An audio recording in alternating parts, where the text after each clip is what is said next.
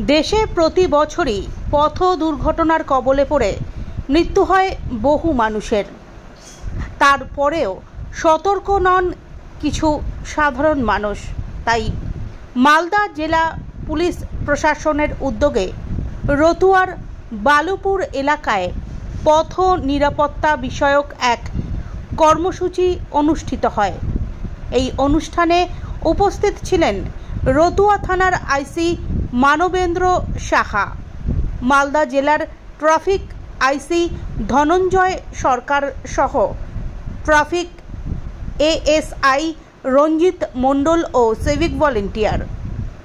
Traffic IC Dhananjay Sarkar বলেন, motor bike চালানোর সময় মাথায় অবশ্যই হেলমেট পরতে হবে। মদ্যপ অবস্থায় গাড়ি না চালানো।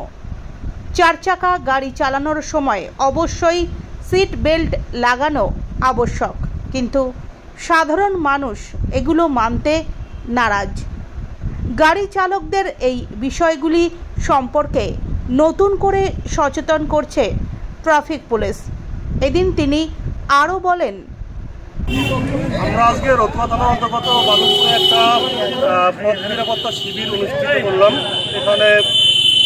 এখানকার যারা লোকাল লোকজন রয়েছেন, সেই সঙ্গে যারা ইয়াং জেনারেশন এবং বিভিন্ন গাড়ির ড্রাইভার, টোটো, অটো, ভুটভুটি বা অন্যান্য গাড়ির ড্রাইভাররা উপস্থিত রয়েছেন। তাদেরকে বার্তা দেওয়া হলো তারা যেন সাবধানে গাড়ি চালান এবং যে সমস্ত নিরাপত্তার যে বিষয়গুলো সেগুলোতে যেন তারা ধ্যান দেন এবং যে ট্রাফিক আইনগুলো সেগুলো মেনে চলেন। যদি আমরা এটা আরও ভালো করে প্রচার করতে পারি তাহলে কিন্তু পথ নিরাপত্তা যেমন ভালো হবে, দুর্ঘটনার পরিমাণ কমবে এবং মানুষের প্রাণহানি অনেক কমবে বলে আমরা আশা রাখি। স্যার, দেখা গেল কিছু পথ চলতি মানুষকে হেলমেট দেওয়া হলো। এটা আর কিছু নয়, এটা একটা প্রতীকী যে হেলমেটটা এখানে কিছু লোকের সামনে দেওয়া হলো যে বুঝবে যে না হেলমেটটা পরার একটা গুরুত্ব রয়েছে, এটাই আর কিছু।